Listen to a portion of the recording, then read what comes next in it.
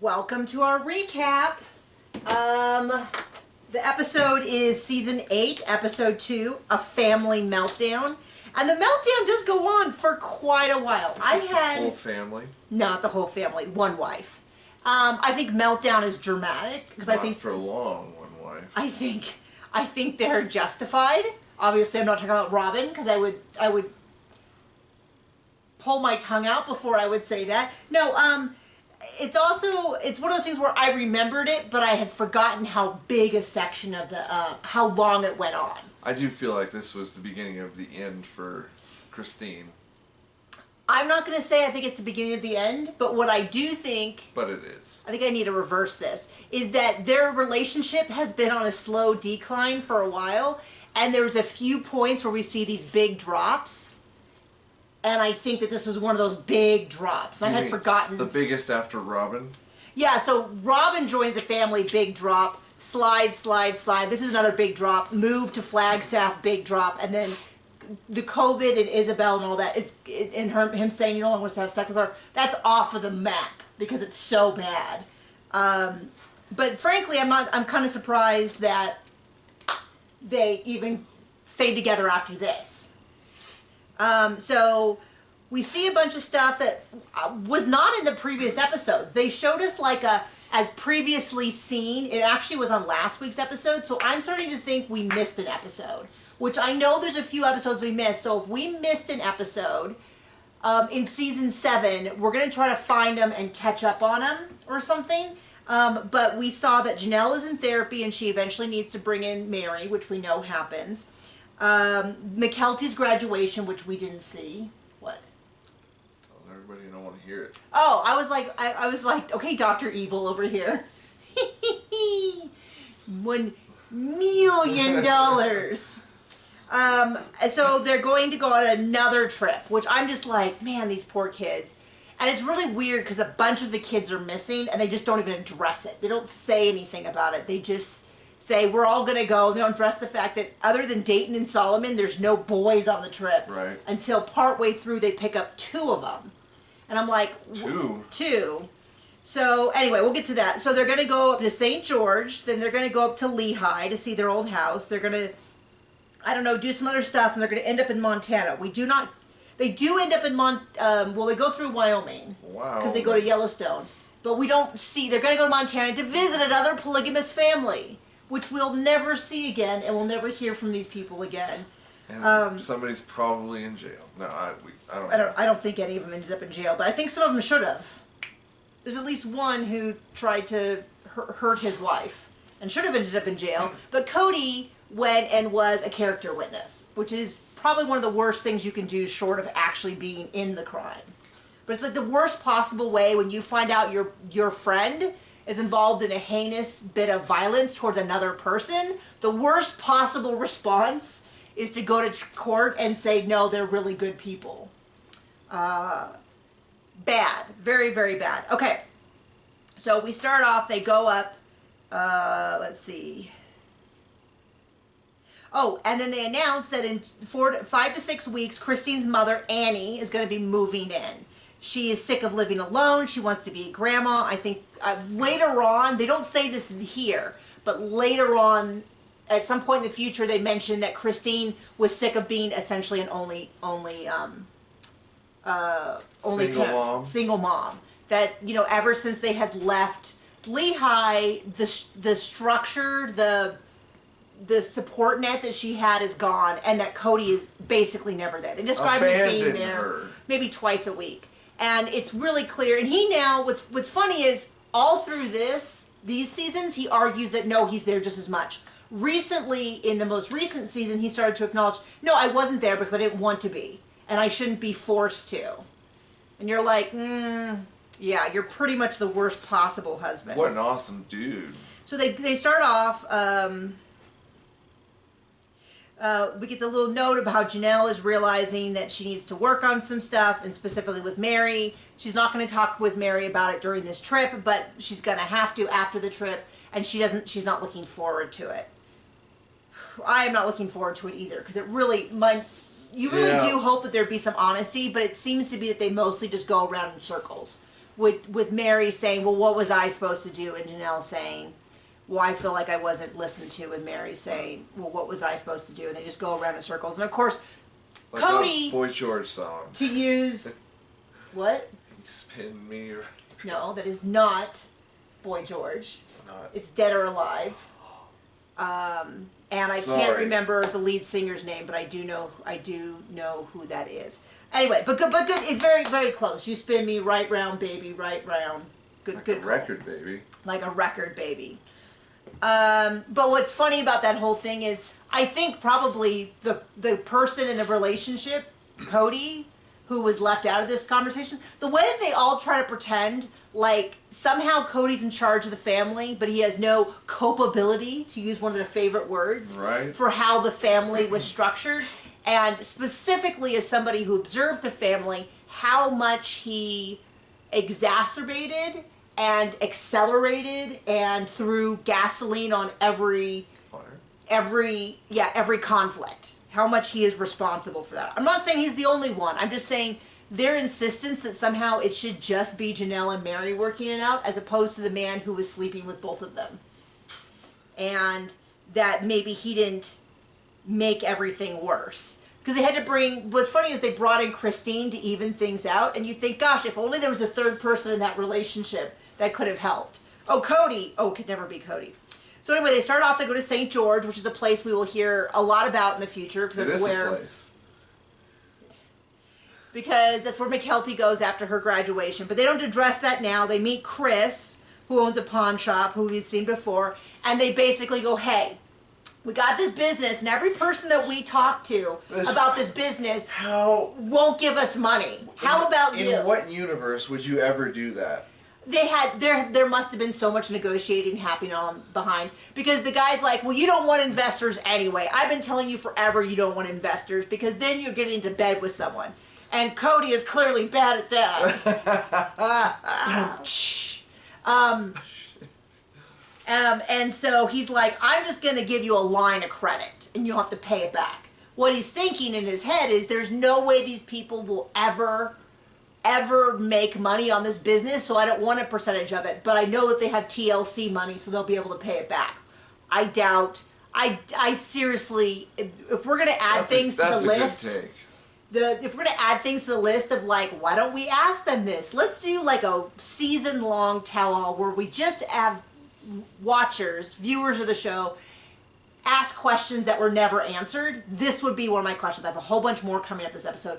What happened with the line of credit? Because my guess is, would not surprise me if they're still paying that off, or it even went into default, or they ever got it. They might not have ever got it. But they go, well, what will you take as collateral? They're like, we'll take inventory. And I'm like, they can't even sell it with a TV show. You think that's of any value?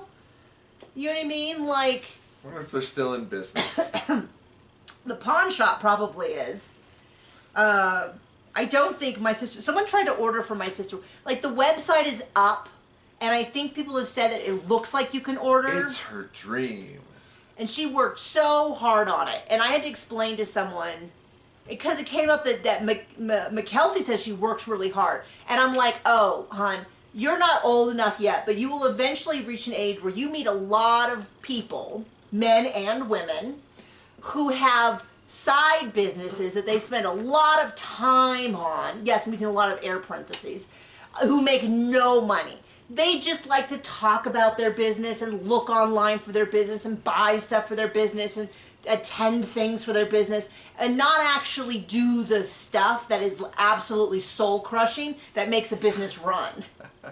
Right? I have a ton of friends who do it. I have a ton of friends who do hobby businesses where they're fully like, all I want to do is break even on the cost of what I spend. And probably a lot of people, John's into a variety of different things, one of them being guitars.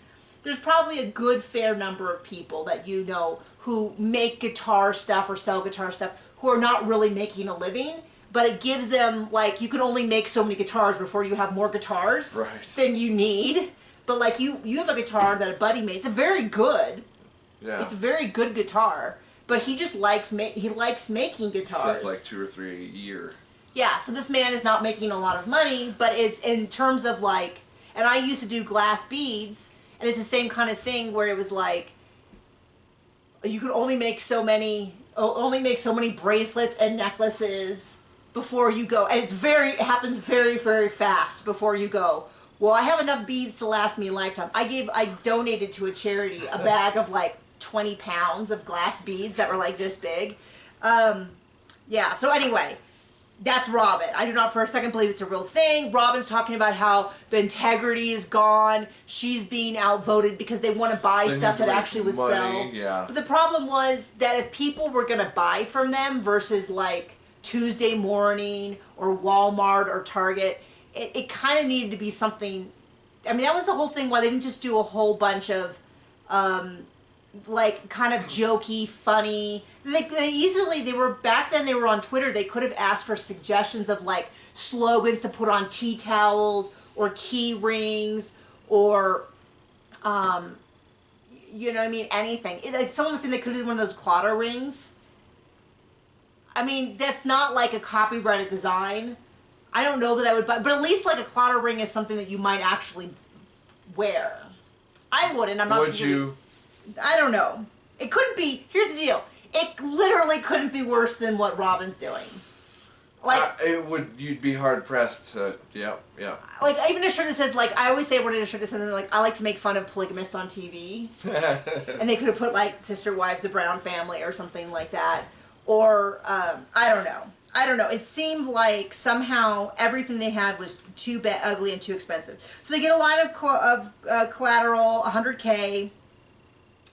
And that's kind of it. I don't remember if we ever hear follow up on that, but now we have I knew at some point they talked to the guy in St. George and I couldn't remember when it is, so now we know. But what's funny to me is even now when Cody asks for money, he really makes it sound like, man, we're on this sinking ship and no one will give us any money and people keep flaking out.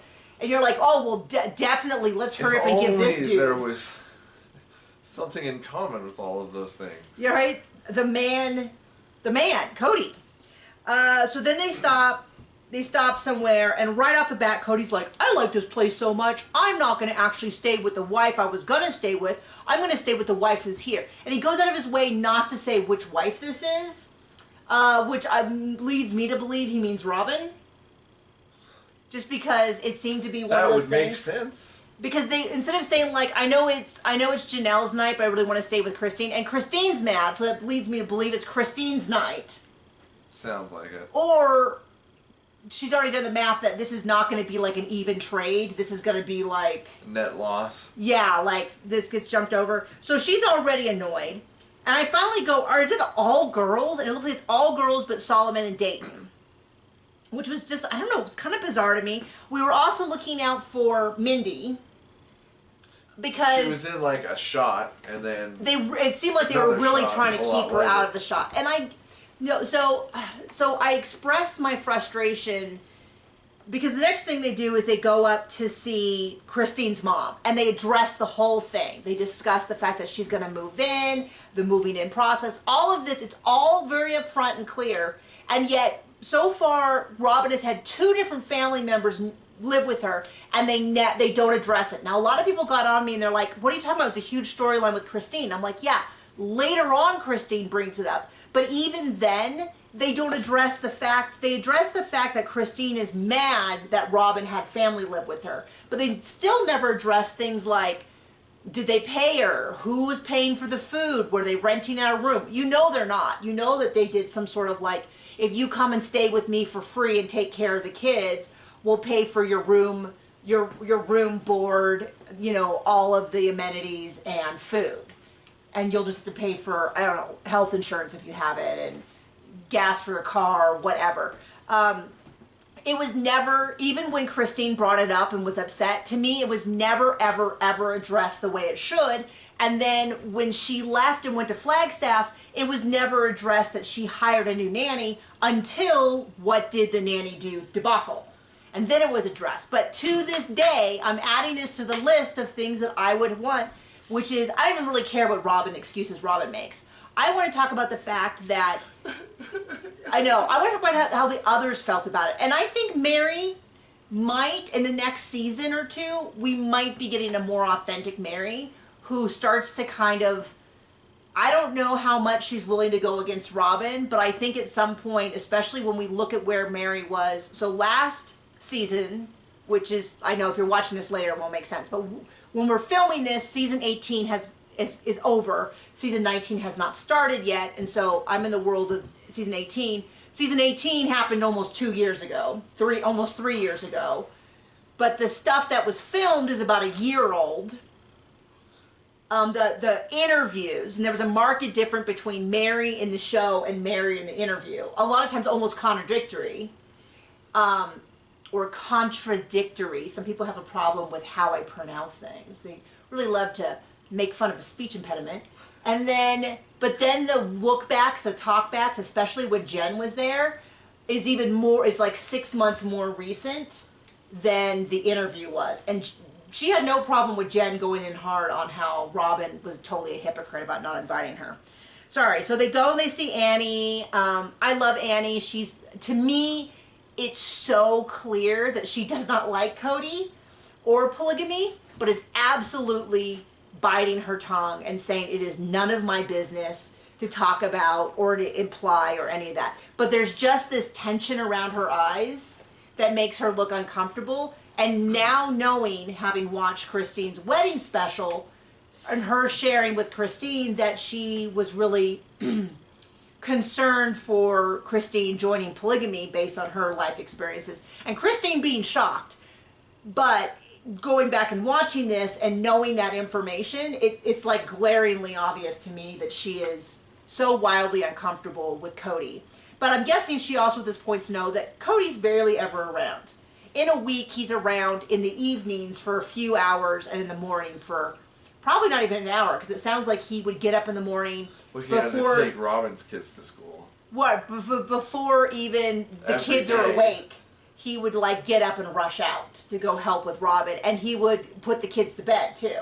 Yep. And so he was really only there a few hours, so she was like, well, I'll just hold up in my room, because she's going to get a bedroom and a living room.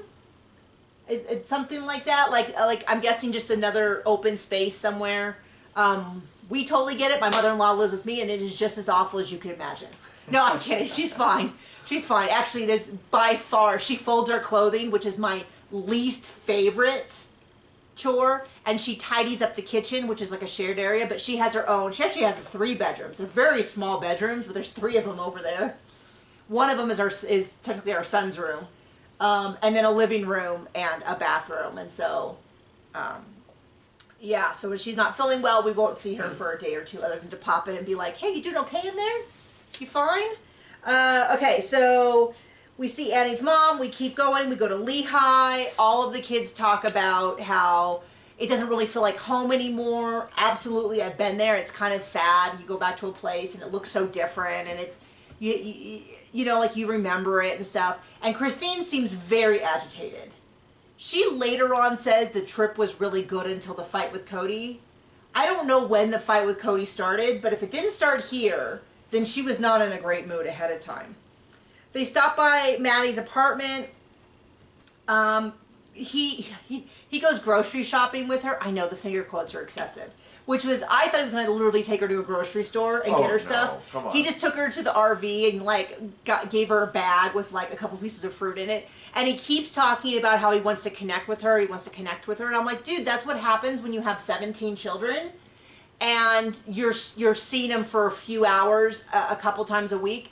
You just don't. I mean, even when we have just the one son who lives with us full time, and sometimes like when he's in school and things are really crazy, it can feel like we barely see him, because he's getting to the age where a lot of times he gets home from school, just wants to kick off his shoes, get into his pajamas, and watch a little TV before bed, which we allow. And it can sometimes feel a little bit like he'll be like, can you leave so that I can do this? And he just, and sometimes even it's just like he'll want to color and just have some quiet time away from people, which is so on brand for our family, for how we are after like a really intense. We went to go visit my family for lunch. We were only with them for like 4 hours. I didn't talk the whole way home, and John's like, are you okay? I'm like, I think I have this feeling of just being talked out, which is so weird for me. Right? Do you remember that? Yeah. It was also just intense. We've had some intense months here. So they stop and they see Maddie's apartment. The other thing that this is going to be so contentious when I say this, but they started messing with Maddie, Christine and Mary did, like rearranging her drawers and short sheeting it. That annoys me so much.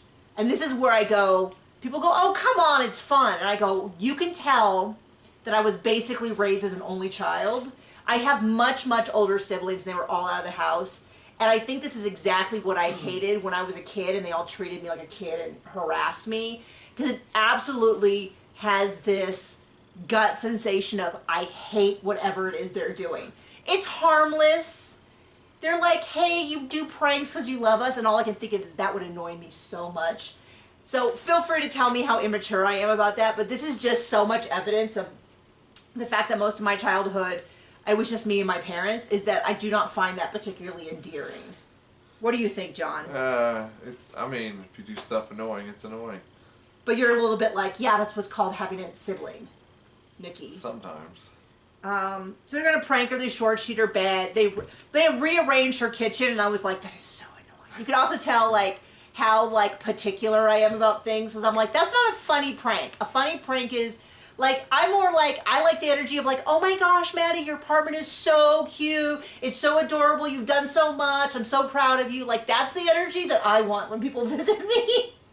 Not like touching all my stuff and ruining everything that I just got set the way I like. So anyway, they were going to go visit someone or do something, and the person has fallen through. And so they're like, well, we have this day to do something.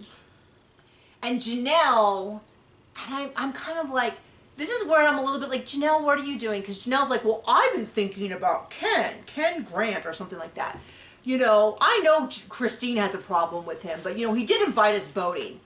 And I'm like, Janelle, what are you doing? What are you doing? This definitely feels like a setup where, like, instead of Cody bringing it up, Janelle's going to bring it up, but I think it was Cody's idea. So if you remember Ken Grant, I did not like him the first time we met him. He is just like Cody, except instead of being a polygamist, he is not. He is not. He is LDS. This is someone that Cody knew from kindergarten. They did their Mormon mission together. Excuse me. Cody came back from his Mormon mission. His mom had converted to polygamy. And then Cody did. And Ken's like, hey, man, you're leaving the one true way. You're not going to get into heaven. You need to rejoin. Sounds like they didn't have a great relationship after that. Didn't Ken come to his wedding with Robin, and he was like, it was the best moment of the whole day when I got to hang out with him. And I'm like, really, on your wedding day, the best moment is you got to see?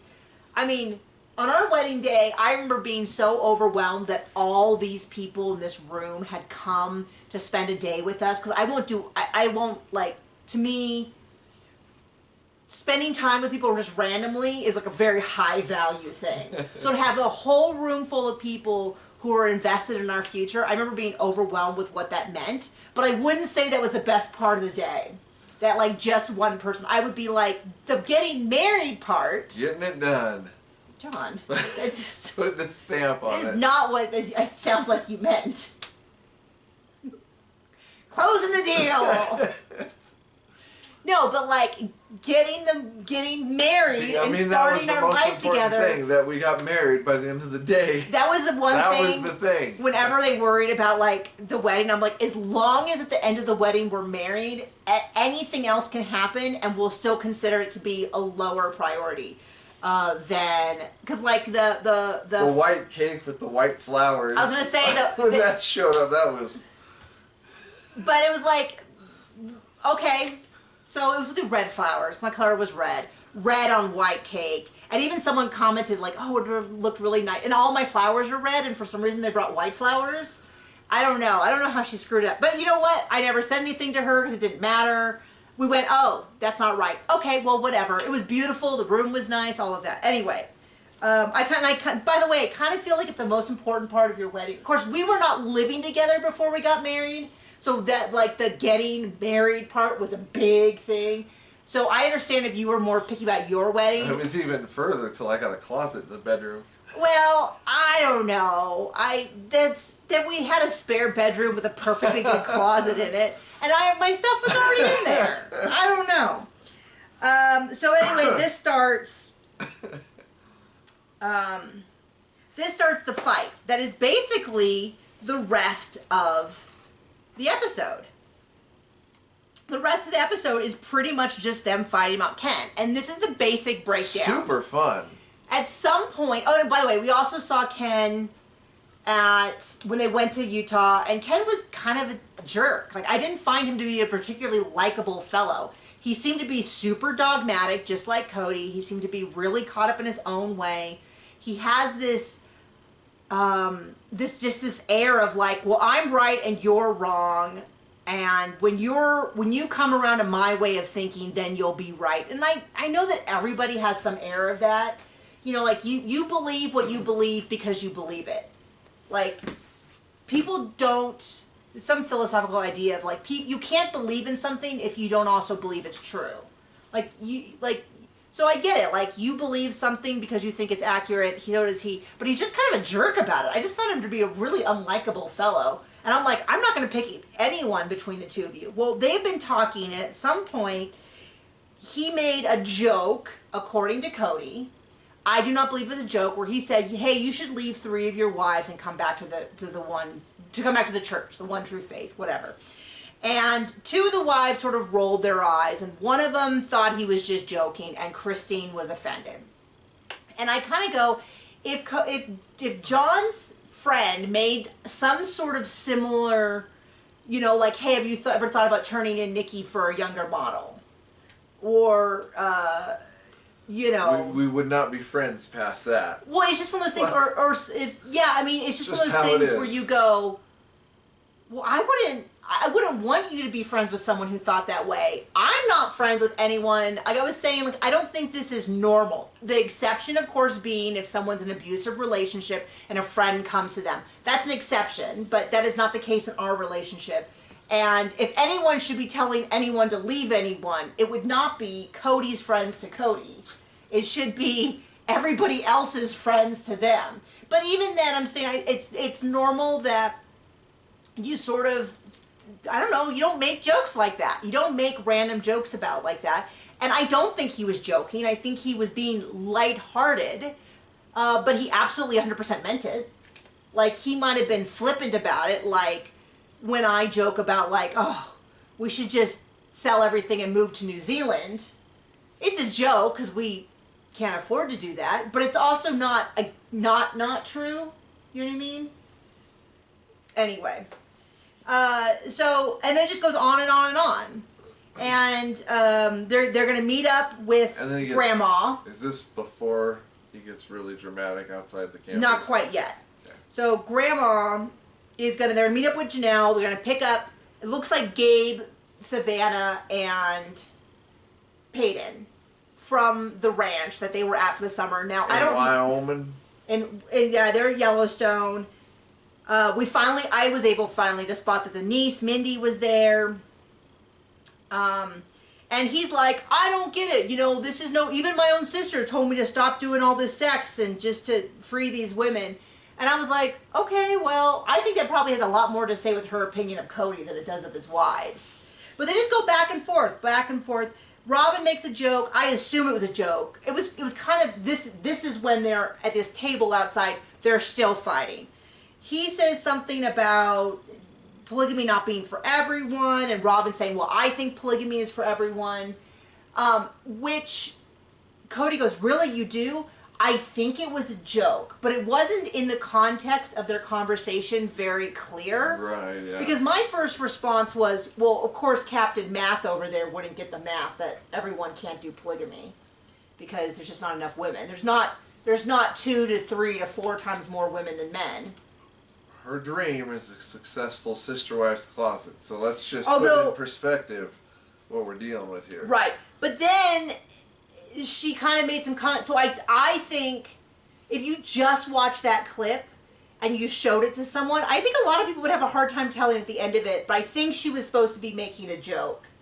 The reason somebody else told me, though, that she's definitely said she thinks everyone can be polygamy. And if that is the scene that they're basing that on, then I don't think that is accurate. I don't think it's an accurate statement of what her belief system is. But I found it, because if it was supposed to be a light, I think she was saying, like, I'm trying to take the Christine role and lighten the mood. Well, first of all, clearly it's not a role that anybody can pull off, because it landed like a big old fat wet turd in the conversation. And then she just keeps kind of reiterating, I find it disrespectful to me and the entire family, and I don't know why you want to go and spend time with him on our family vacation. And she's like, call him out on it. And then she stomps off, and she's like, well, you have to find someplace else to stay, because it was her night.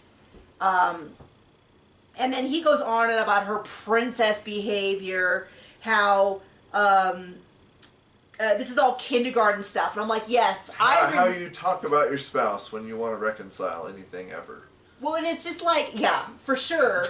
And then it's like, oh yeah, it's kindergarten stuff. Yeah, don't you remember in kindergarten when we were all arguing about how friends treat your multiple spouses? Very kindergarten stuff. And it's also, this is the sign to me that Cody, for all of his, I'm a big alpha man, and this is true for many of the people who claim they're alpha men, is that he is so intimidated with the idea of having to say something critical to a male friend.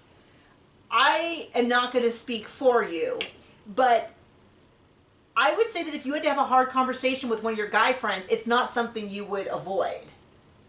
Right, yeah. I don't consider that to be, I've had to have really hard, when I was a teacher especially, I had really hard conversations with students all the time. I consider it to be a sign of an emotionally mature and sort of like respectable, like the kind of people you look up to are people who can have hard conversations. And I kind of feel like him going to his friend and saying, hey, you made this joke last year about I should leave my wives. And then, you know, I assumed you were joking, but my wives did not. And I think it's really important that before we spend time together, you clarify for me that that you are not actually telling me that you think that it would be a good thing for me to abandon 3 of my wives. And put the guy in the spot. Yet, because I don't want to right. publicly yet. I have plans to do it in the future. I've already done it to one.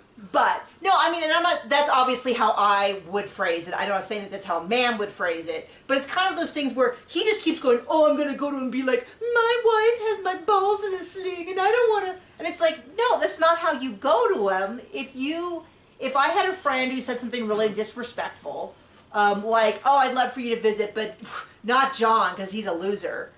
I'd be like... It tells you something if they want to spend time with that friend. I assume you're making a joke. I don't find it terribly funny, but if you really think John's a loser, I don't want to continue to spend time with you. Like, that's a no-go for me, disrespectful to my partner, who's a reflection on me. I always think I see this more with guys than girls, but I see the guys who are like, oh, the old ball and chain over here. And I'm like, that only makes you look bad, dude. Like, when you undermine your partner, it's like, this is the best I could get, this lousy old crank. You know, it's like, it sometimes works on sitcoms. It's not my favorite trope in a sitcom, but it's like, Married with Children was a popular show. But not so, like, you do realize that sitcoms aren't real life, and people don't look up to people who have really bad partners, whether it happened on purpose or an accident, like, anyway. So they just go round and round and round. There's a whole weird scene where Gabe has a loose tooth, and Cody's trying to give him $10 if he'll pull it out, and it's like... Pretty cringe. Yeah, it's pretty awful. And then, if you want to see someone with their balls in a sling, according to Cody, it would be that they were doing this, and then he goes, oh, I've got to stop. Robin gave me the look, and she doesn't think I'm a very good dad. And instantly he stops. Now, that's not, I consider it respectful when partners listen to each other, but the fact that he dropped it immediately the second that he thought Robin was going to do it, but then he prides himself on turning around and saying, a wife would never tell me what to do, is like, okay, this is a little embarrassing not to point this out. Let me just roll the beautiful bean footage. You know what I mean? Like, it's just weird. In a sling, the bean footage in his slings, but she got his beans in his sling. No, but it's like, okay, dude, we get it. Like, you gotta be a normal. Like, it's totally normal that if John was like, gave me the look and was like, I'd be like, oh, okay, thank you for, and vice versa. Like we sort of are, especially me with my social anxiety, like we're each other's kind of thermostat of like, time to go. Not landing. It's not landing. Abort mission. Abort mission. Joke is not landed.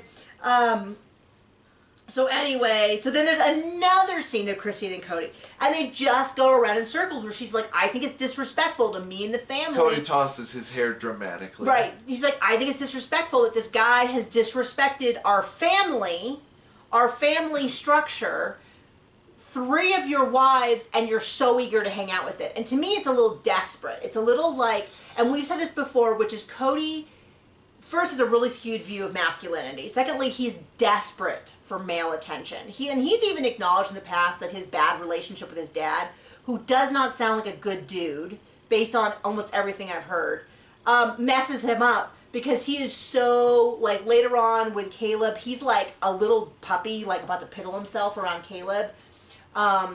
Aspen's husband, Mitch, he's all over Mitch because Mitch does MMA. Now, Mitch is cool, no doubt about that, but it's like the way that he, like, just piddles himself with excitement over big masculine men and then ignores his daughters and stuff is just sad. No one's cooler than our son. That's like, if I was going to spend time with anyone, it would be my husband or my son because they're the coolest. And I think it's weird. And Mitch and Caleb are also stepson, in-laws. Sorry. There you go. I had to get my structure correct there. And there's nothing wrong with him wanting to spend time with them, but it's kind of like he's too busy to go visit Truly, but he can race up to watch an MMA thing. Like anything that's vaguely masculine, he's like all over.